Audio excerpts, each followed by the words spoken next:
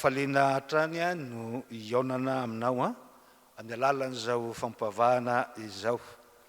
Ampitoana aminao any ny fahasoavana sy ny fiadanana avy amin'Andriamanitra ray sy Jesosy Kristy Tompontsika. Amen.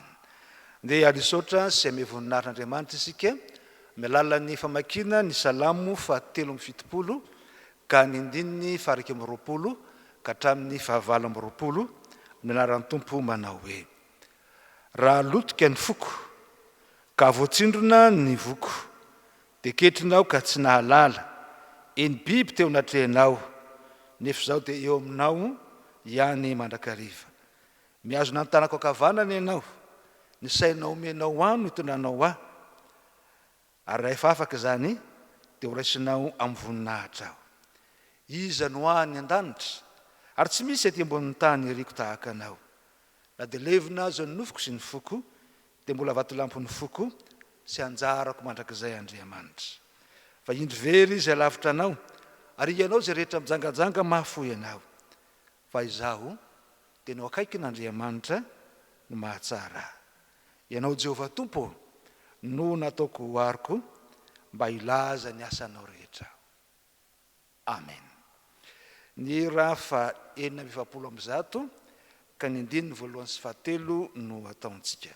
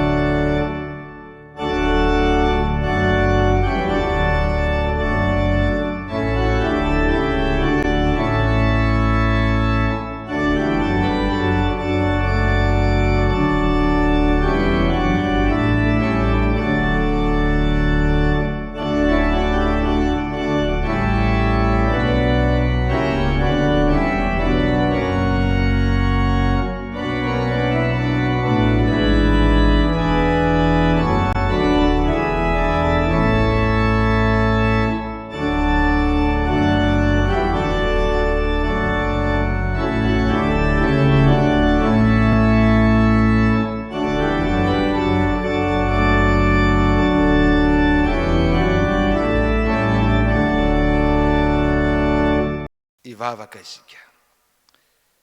Ry Andriamanitra rainay io, zay rainay amin'ny alalan'i Jesosy Kristy Tompo sy mpamonjy anay. Misaotra anao zay raha afaka miombona amin'izao fampavahana izao, zay mampiray anay aminao. No ny asan'ny fananoa masina, zay mitondra anay ahita ny fanatrehanao. Ko amidera sy mankalaza anaranao zahay, zay anarana be voninahitra, satria tsy takatry ny sainay ny ahatsara ny fitiavanao sy ny famindramponao aminay. Fa na eo aza ny tsy fahafahanay miara-mivavaka eo amin'ny tranonao, dia nisa tokantrano, nisa mpianakaviana, nisa ambatan'olona no vanginao amin'ny alalan'izao fanompona masina izao. Ny fiadananao ane Tompo, itoetra amin'izay rehetra manaraka sy miombona amin'izao vavaka izao. Fa amin'ny anaranao Jesosy velona mandrakizay no entinay mangataka sy manao izany vavaka izany. Misaotra indrindra Tompo. Amen. Ny hira fa 170 ka ny andininy 7 sy ny 4 no ataontsika, dia hitondrantsika mivavaka sy famakiana ny tenin'Andriamanitra ny diakona mpiara-miasa.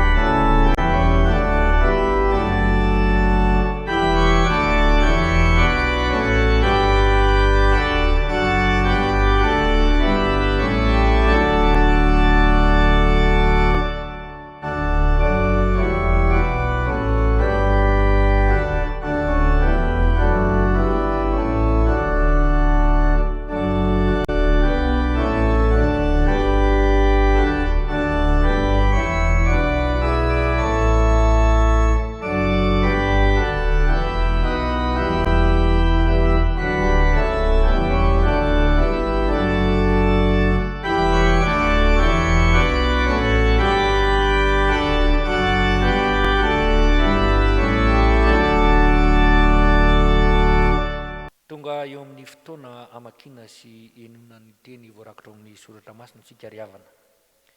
Izany dia hitantsika ao amin'ny bokin'ny Daniela. Daniela toko 12, andininy 1 ka hatramin'ny 9. Daniela toko 12, ny andininy 1 ka hatramin'ny 9. Mialohan'izany dia hiaraka hivavakisika riavana. Ry Tompoandriamanitra tsara indrindra sy be fitiavana, tonga eo amin'ny fotoana amakiana sy ianona ny teny voarakitra ao amin'ny soratra masina ao izahay. Misaotranao noho ny amin'ny izany fitiavan-dehibe atolotra ao anay izany. Misaotranao noho ny amin'ny fitahiana mahatretrika atolotra ao anay isan'andro. Ankehitriny ara dia sokafo ny masom-panahinay tsirairay avy, mba hiasan'ny fanahinao masina izay efa aty anatinay tsirairay avy. Dia tahio zany teninao zany mba ho sabatra roa lela anindrona ny fonay, ka tsy hiverina aminao ny teninao raha tsy efa nahavita izay nanirahanao azy. Izay Tompo dia mba ho mpiaino mpankatoa fa tsy mpiaino mora manadino. Misaotra indrindra raha eo. Amen. Amin'ny anaran'i Jesosy Tompo. Ary amin'izany andro zany dia hitsangana Mikaela andrin-dehibe izay mitsangana hiaro ny zanaky ny firenenao. Ary hisy andro fahoriana izay tsy misy tahaka azy hatrizay ny sin'ny firenena ka hatramin'izany andro zany. Ary amin'izany dia ho afaka ny firenenao dia izay rehetra hita voasoratra ao amin'ny boky. Ary maro amin'izay matory ao amin'ny vovoky ny tany no ifo, ny sasany ho amin'ny fiainana mandrakizay, ary ny sasany ho amin'ny henatra sy ny latsa mandrakizay. Ary izay rehetra dia ary izay endry dia amirapiratra toy ny famirapiratry ny lanitra, ary izay mamerina ny maro ho amin'ny fahamarinana dia ho tahaka ny kintana mandrakizay dory. Lioka toko 420, andininy 470 ka hatramin'ny 770. Asan'ny apôstôly toko 2, andininy 720 ka hatramin'ny 430. Amin'ny anaran'i Jesosy.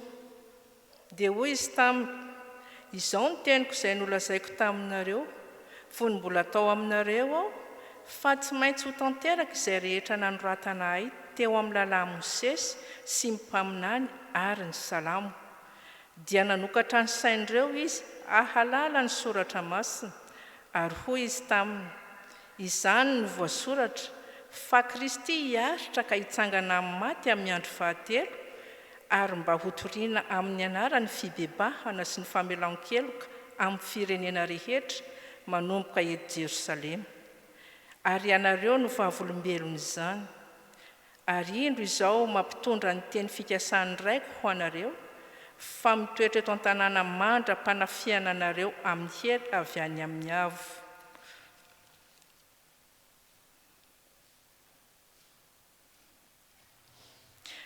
Ry rahalahy, aoka aho mba hilaza aminareo miaramila ny Davida patriaka, fa efa maty izy ka nalevina koa, ary ny fasana eto amintsika mandraka androany. Ary satria mpaminany izy ka nahalala fa Andriamanitra efa nanao fianianana taminy fa izay hateraky ny kibony no hipetraka eo ambonin'ny seza fiandrianana. Koa raha nahita raha teo izy dia nilanja ny fitsanganan'i Kristy, fa tsy nahafoy hoany amin'ny fiainany tsy hita izy, ary ny nofony tsy tratry ny loha. Izany Jesosy izany dia efa natsangan'Andriamanitra, ary vavolombelony izany izahay rehetra. Ary rehefa nasandratry ny tanakavanan'Andriamanitra izy, ary nandray tamin'ny ray ny fanahy masina izay nokasainy, dia efa nampilatsaka izao hitanareo sy renareo izao izy. Fa tsy Davida no niakatra ny tany an-danitra, fa hoy izy: Jehovah nilaza tamin'ny tompoko hoe: mipetraha eto an-tanako ankavanana, ambara-panaoko ny fahavalonao ho toera fitongotrao, ka ho aoka ho fantatry ny taranak'Israely rehetra miaramila fa iny Jesosy no ombona tamin'ny hazo fijaliana iny dia efa nataon'Andriamanitra ho tompo sy Kristy. Ray masonao manamasinanay amin'ny fahamarinana, ny teninao fahamarinana. Amen. Ny ten'Andriamanitra izay akantsika ny afatra ho antsika amin'izao Alahady voalohany manaraka ny andro Pasika izao. Dia izay hitantsika ao amin'ny Daniel 12 ka ny andininy voalohany ka hatramin'ny 7. Teny izay nampitondraina ny Daniel mba entina ampahery, ampiorona ny fanantenan'ny zanak'Israely izay babo tany Babilôna no hitantsika eto. Maneho toe-javatra telo indrindra izany tenin'Andriamanitra izany dia ny amin'izay isin'ny antsoniny hoe andro fahoriana. Ny andro fahoriana hitantsika amin'ny andininy voalohany dia mety ilazana ireo toe-javatra samihafa manahirana sedrain'ny olona eo anivon'ny fiainany, toy ny ady izay mety mandripaka aina maro, toy ny fisian'ny haitany ka tsy isian'ny ranonorana, toy ny fisian'ny ororotanika manapotika ny zavatra rehetra. Ary dia ao anatin'izany koa ny valanaretana izay miteraka ororo sy tahotra ho an'ny manan'aina rehetra. Fa etsy andaniny koa anefa dia fampiomahana sahady ny amin'izay zava-doza iseho amin'ny fiafarany izao tontolo izao. Ny loza samihafa izay ambaran'ny soatra masina fa hitranga amin'ny fiafarany izao tontolo izao. Arak'izay nambaran'i Jesosy rahateo ao amin'ny Mateo 4:20 ny andininy 1:20 manao hoe fa amin'izany andro izany dia isy fahoriana lehibe izay tsy mbola nisy toa azy hatr'izay ny andohany izao tontolo izao ka manaka ankehitriny sady tsisy intsony. Toe-javatra tsy azo ialana ary hiatra amin'izay mananaina rehetra amin'ny andro farany na ny farahandro izay iverenan'i Jesosy Kristy tsara ny vela sy ny maty araka ny soatra masina, izany antsoina hoe andro fahoriana izany. Ary izany andro fahoriana izany no ampiavaka sy anavahana ny olona rehetra araka ny fanoharana izay nataon'i Jesosy mikasika ny amin'ny vonafafy, izay ambarany fa tamin'ireo vonafafy dia nisy izay vonafafy ka voafafy teo ambony vatolampy tsy nisy tany, ka raha naniry sy nitsebona zany vozany dia tsy nanapaka. Ka rehefa tonga ny andro fahoriana, tonga ny fanenjena ny amin'ny tenin'Andriamanitra dia tafotoana na niala tamin'ny finoana reny oloreny. Ry havana malala, tsy zavatra natao ahagaga na zavatra tsy ampozina ho an'ny mino an Jesosy nisy nitrangan-javatra mampahory ka mahavery hevitra ny maro ary miteraka tahotra sororo ho an'izao tontolo izao mihitsy aza toy izay iainantsika ankehitriny. Ny fisian'izany arak'izay voalaza an Jesosy no tokony ampahery sy ampiorona ny finoantsika aminy. Ireo mpianatra raha efa nampioman'i Jesosy meloha ny amin'ny sin'ny fahorianan-jo azy ka hifara amin'ny fahafatesana kanefa dia ho tonga amin'izay fandresena ny fitsanganany dia tsy tonga tamin'ny finoana azy satria nahita mihitsy ny fijaliany sy ny fahafatesany. Kanefa ireo mpianatra io ihany koa rehefa nisehoan'i Jesosy sy nitarehiny fanahy masina dia ireo ihany koa no nijoro vavolombelona ny amin'ny fahamarinana, ny amin'ny teny izay fanambaran'i Jesosy taminy fa velona tokoa ny tompo ary efa nitsangana nandresy ny fahafatesana izy.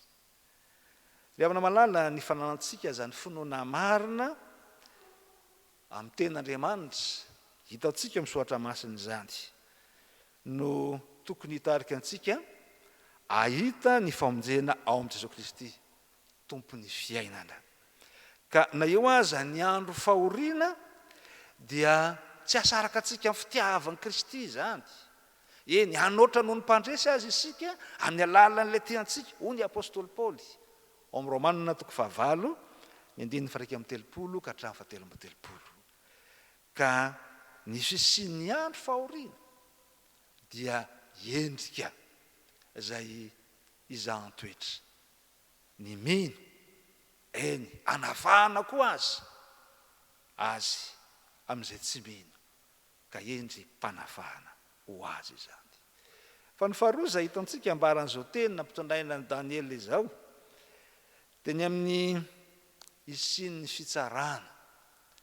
Voalaza mazava tsara eo amin'ny 2 amin'ity Daniel 12 ity fa isy izay ho afaka ka ifoa ho amin'ny fiainana mandrakizay, ary isy zany izay tsy ho afaka ka ifo kosa fa ho amin'ny enatra sy ny latsa mandrakizay.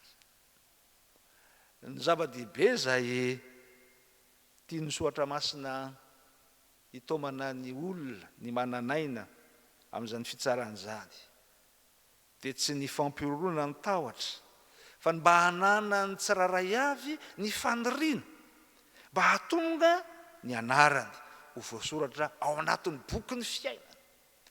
Araka izay hitantsika eo amin'ny Apokalipsy 20 ny 1:12 ka hatramin'ny 12. Fa rehefa novelarina ny boky dia ny boky ny fiainana dia izay voasoratra ao ny anarany dia ho amin'ny fiainana mandrakizay. Fa izay tsy ao kosa ny anarany dia ho amin'izay ambarany hoe ho amin'ny fijaliana mandrakizay. Ny faniriana, ny etaeta, ny fitaomana ny olona mba haniry mba ho ao amin'ny boky ny fiainana anarany, izay antsoina hoe fibebahana, fitodinana amin'ny tompo, no ampisehoana meloha ny fisian'ny andro fitsarana.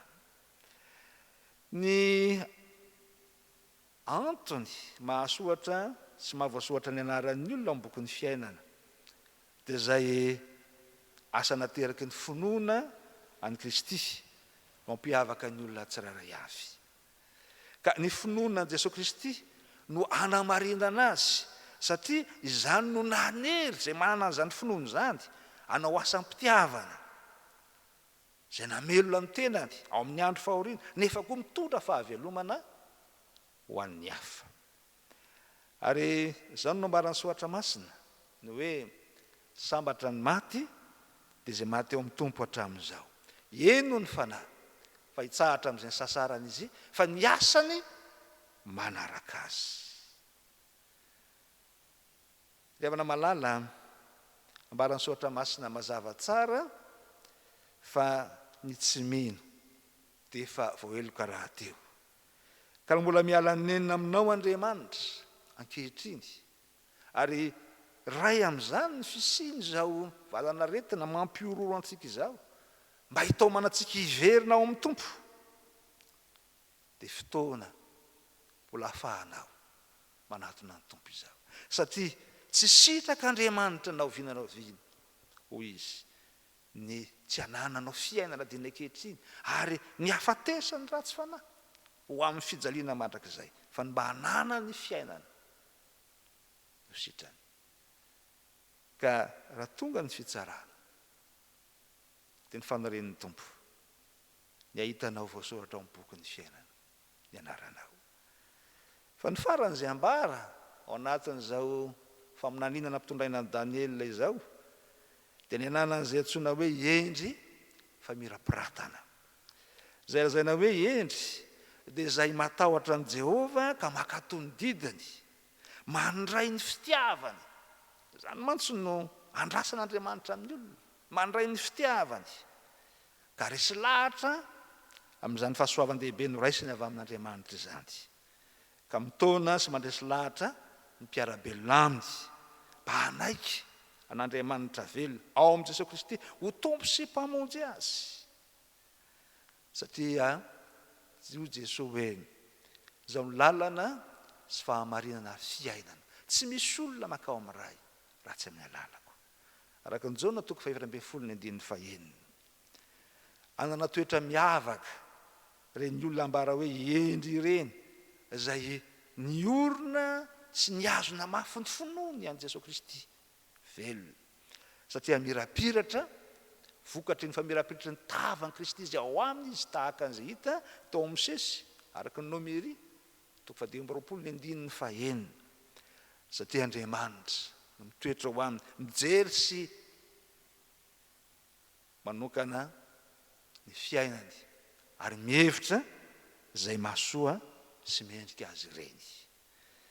Ry havana malala raha fitina ary zay afatra avy amin'ny tenin'Andriamanitra nampitondraina ny Daniel dia azo ambaratsotra fa ny fisian'ny andro mahaory dia fotoana zay itaoman'Andriamanitra ny olona hitotika eo aminy ka alalany fa manana fanantenany izy tahaka an'izay nambara tamin'ny zanak'Israely fa amin'ny andro fahoriana dia hitondra azy amin'ny fanafahany zany ka hiverenany indray amin'ny tany ary ahafahany indray manompo an' Jehova. Fa ho antsika kosa raha miatra amintsika ny fahoriana araka izay tenin'i Jesosy aty amin'izao tontolo izao no ahitanareo fahoriana nefa mahatokoa izaho efa nandresy izao tontolo izao dia tarehiny fanamasiny sika ankehitriny mba hametraka an' Jesosy Kristy velona efa nitsangana tamin'ny maty nandresy ny fahafatesana ho antsika ka zany finoana an' Jesosy Kristy velona izany no hitarika antsika sy tony ny fanotra zay mamelona ny fanatenantsika ka ho tena ho vavolombelona marina tokoa ny amin'ny fitsanganan'ny tompo isika na amin'ny teny na amin'ny asa na amin'ny atao satria izany no sitraka Andriamanitra mba hahatonga ny olona rehetra tokoa ho vonjena. Dia ho an'Andriamanitra ireny ny voninahitra ho amintsika kosa ny fahafenao ny fitiavan'Andriamanitra. Amen. Iombona amin'ny vavakantsika ry havana. Ry Andriamanitra tompo sy mpanjakanay eo, ianao ilay Andriamanitra tsy toa, tompony tompo sy mpanjaka ny mpanjaka. Andriamanitra tompony hery sy ny fahefana rehetra any an-danitra sy ety an-tany. Andriamanitra miahy ny fiainanay satria Andriamanitra fitiavana. Misaotra anao izay efa Andriamanitra miteny aminay mandrakariva ianao amin'ny alalan'ny soratra masina izay nampitondrainao ny mpanomponao tamin'ity androany ity. Misaotra ry Tompo fa androany ianao dia nanakambara taminay tokoa ny amin'izany teninao izany. Ko ampitomboy ara ry Tompo ny finoanay mba hiorina marina ao aminao ilay Jesosy Kristy Andriamanitra velona, ilay efa nandresy ny fahafatesana ka na iza mino sy matoky anao ary mandray anao Jesosy Kristy dia hitsangana tahaka anao koa amin'ny andro farany. Dia ampio izahay mba aizanay miasa amin'ny finoana satria ny finoananao no anamarinanao anay mba hahatonga ny anaranay ho voasoratra ao amin'ny boky ny fiainana. Ary tsy azonay izany ho anay samy rery izahay fa mba hizara izany koa ho amin'ireo namanay mba hanana ny finoana tokoa iorinao aminao Andriamanitra. Misaotra anao izahay fa nambaranao taminay androany koa fa ny fisian'ny andro mahaory dia fotoana ataonao Andriamanitra mba hitodianay olombelona aminao. Misaotra Tompo fa na dia mandeha mamaky ny lohasaliko ny fahafatesana azy izahay dia tsy atahotra ny loha izahay satria ianao no aminay. Ianao ilay Emanuela izay Andriamanitra monina ao aminay mandrakariva. Dia mitrotra mbavaka izahay ho an'ny fiangonanao tsirairay avy mba hiorina tanteraka amin'ny finoananao Jesosy Kristy ary hanana fanantenana fa na dia misy aza izao valanaretiny izao dia Andriamanitra tsy mahafoy anay ianao fa momba anay tahaka ny fambomba ny akoho ny zanany. Dia mitrotra mbavaka ny firenenay izahay ry Tompo, ny firenenay izay tsy miafina eo anatrehanao. Maro ireo olona izay mitebiteby tokoa ankehitriny noho izao valanaretina izao ary maro koa no manam-pahasahiranana noho ny amin'ny tsy fisy fahitana ny aniko hohanina. Tompo, ianao mahefa ny zavatra rehetra no hametrahanay tanteraka ny fiainanay eo amin'izao firenena izao ka misy matoky izay fa Andriamanitra ity Madagasikara ity ianao ka tsy hamelanay angaiay. Dia mitrotra mbavaka izay ry Tompo ho an'ny mitondra fivavahana rehetra manerana izao tontolo izao ary indrindraindrindra ny eto Madagasikara.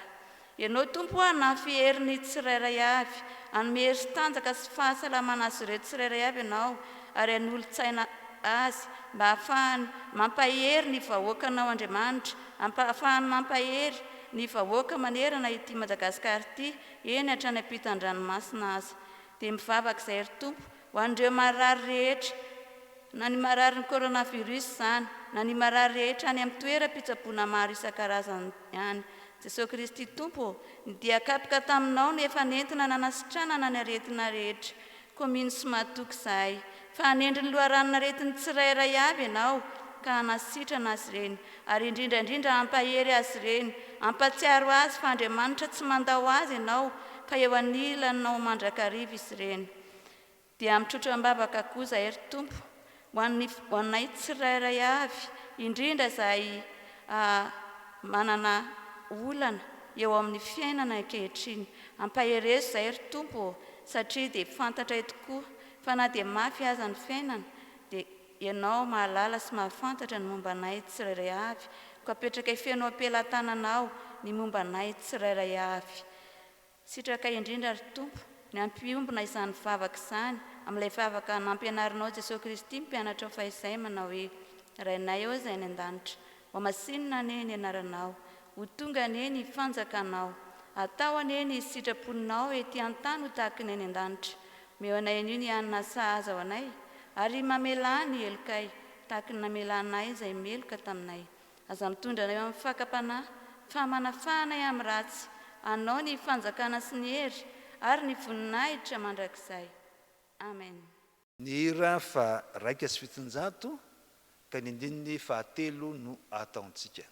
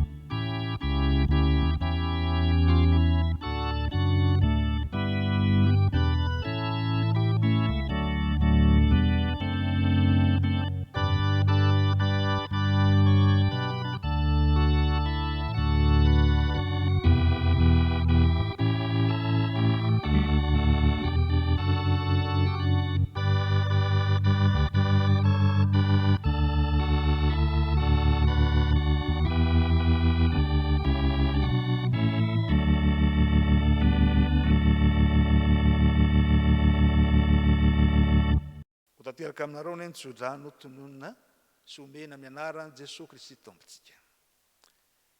Ny fitan'Andriamanitra ny ho an'ny rahalahy ary fitiavana mba mifinoana avy Andriamanitra ray sy Jesosy Kristy tompo. Ny fahasoavana ny ho amin'izay rehetra tian'i Jesosy Kristy tompontsika amin'ny fitiavana tsy mety levina. Amen. Ho an'Andriamanitra irerina ny voninahitra amin'ny anaran'ny ray sy ny zanaka ary ny fanahy masina. Amen.